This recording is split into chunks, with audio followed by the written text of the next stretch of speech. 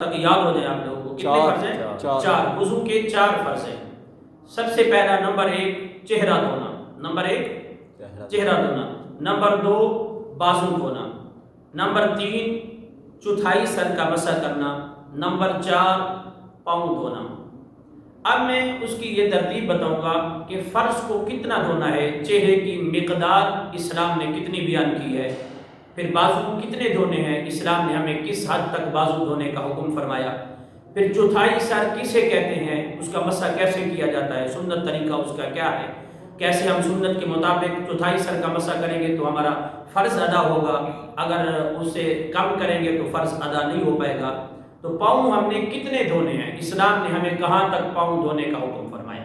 سب سے پہلے یہ چہرہ دھونے کا میں نے غسل میں بھی یہ بیان کیا کہ جو چیزیں دھونے کے اندر فرض قرار پائی گئی ہیں وہ ان کا اگر ایک بال کی مقدار بھی کوئی جگہ خشک رہ گئی تو ہمارا فرض ادا نہیں ہوگا، جو فرض ادا نہیں ہوگا تو پھر وہ ہماری طہارت نامکمل ہے۔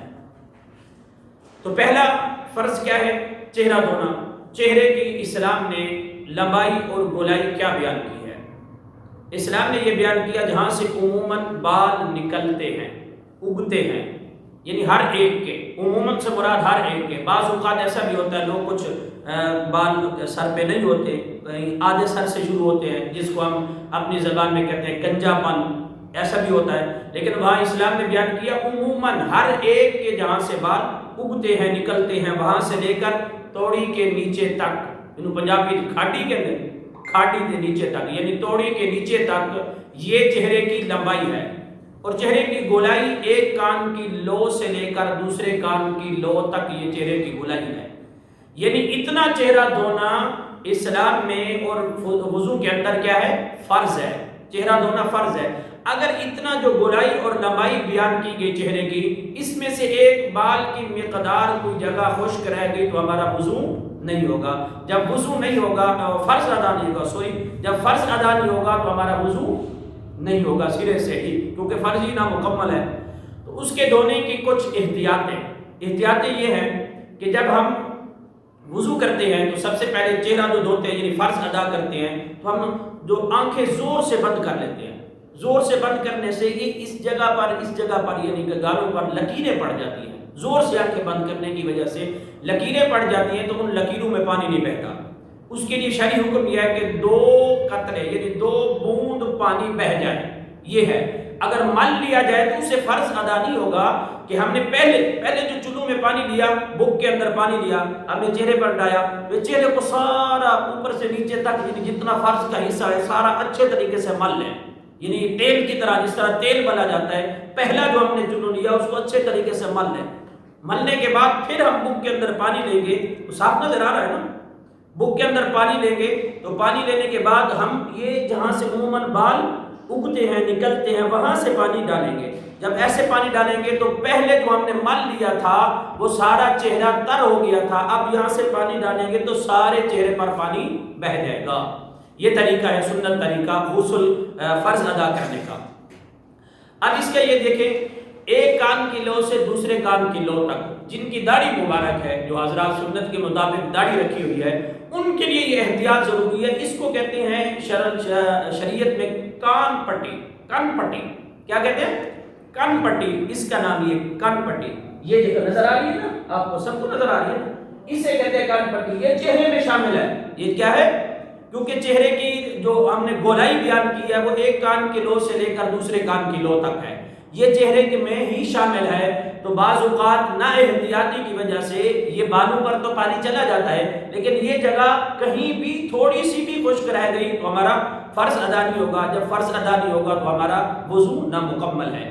اب دوسرا، جن کی داڑھی مبارک گنی ہے، یعنی زیادہ بال اگے ہوئے ہیں داڑھی پر، بعض داڑھی ویلی ہوتی ہے، یہاں سے ہے پھر یہاں سے نہیں، پھر یہاں ہے یہاں نہیں ہے، یعنی تھوڑے تھوڑے بال ہوتے ہیں، جو گنی جن کی داڑھی ہے زیادہ، یعنی کہ جلد نظر نہیں آ رہی، تو ان کے لیے ضروری نہیں کہ وہ جلد تک پانی پہنچائیں، اگر بال بھی دھل جائیں گے تو ہمارا وہ فرض ادا ہو جائے گا۔ جن کی داڑھی گنی نہیں ویلی ہے، تھوڑے تھوڑے بال ہیں، ان کے لیے جڑوں تک پانی پہنچانا ان کے لیے فرض ہے، وہاں تک پانی پہنچائیں گے۔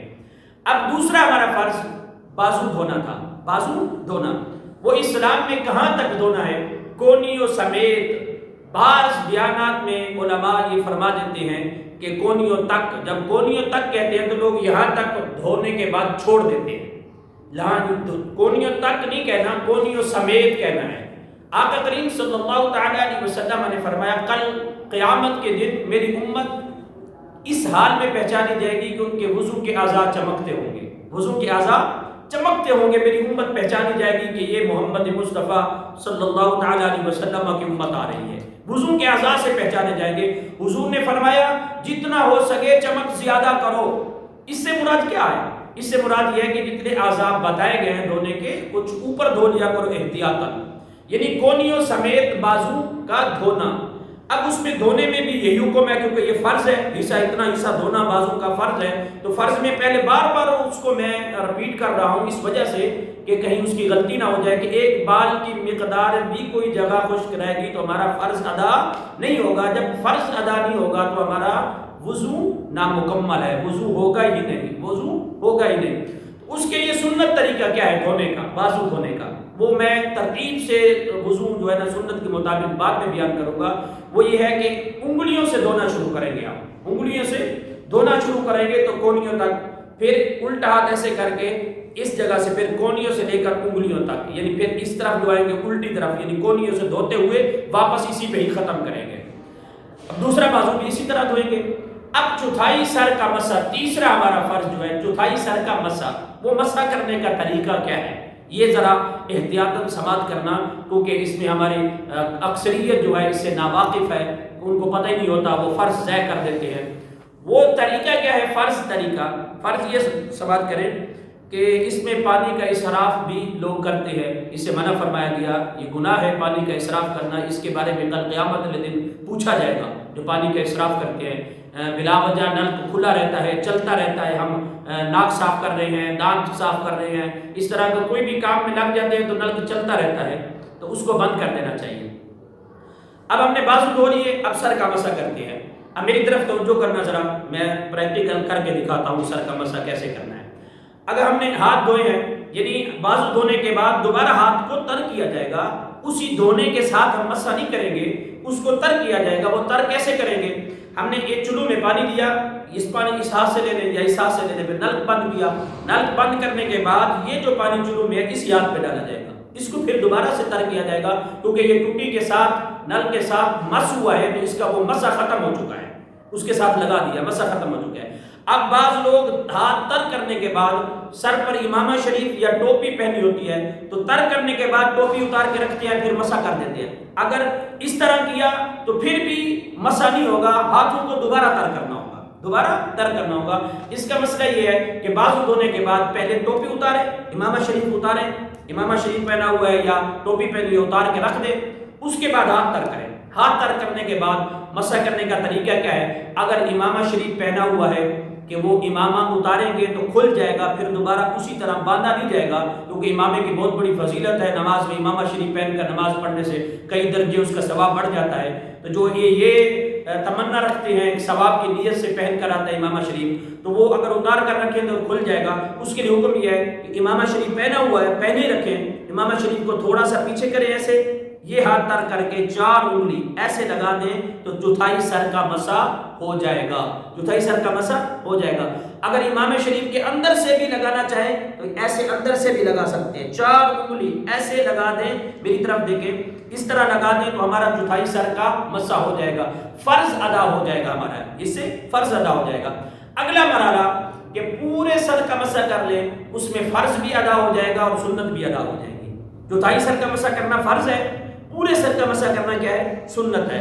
میں یہ بھی آپ کو بتا دیتا ہوں کہ اس کو کیسے کرنا ہے مسح۔ ہاتھ تر کیے، ہاتھ تر کرنے کے بعد یہ شہادت والی انگلی اور انگوٹھا اس کو جدا کر دینا ہے۔ یہ دیکھیں، نظر آ رہا ہے نا آپ سب کو نظر آ رہا ہے؟ یہ دیکھیں، یہ طریقہ آپ ادھر دیکھ کے مجھے بتایا کریں۔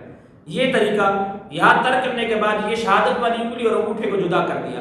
اب ہم نے اس کو کیسے مسح کرنا ہے؟ یہ میری طرف دیکھیں سب حضرات، یہ مسح کرنا ہے ایسے، یہ پیچھے تک لے کے جانا ہے۔ پھر ہماری جو ہتھیلی رہتی ہے اس کو، ہتھیلی کو جو ہماری کروٹیں رہ گئی تھی سر کی، اس کی ہم جانب پھیرتے ہوئے واپس یہاں پہ آ کے ختم کریں گے۔ ٹھیک ہو گیا, یہاں پہ ختم کریں گے.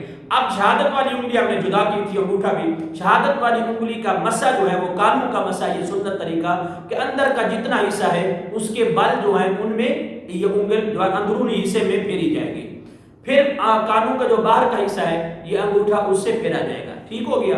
یہ میں نے فرض کے ساتھ ساتھ ہی سنت طریقہ بھی مسے کا میں نے بتا دیا. اب اگلا ہمارا چوتھا فرض جو تھا وہ پاؤں دھونا تھا. کیا تھا؟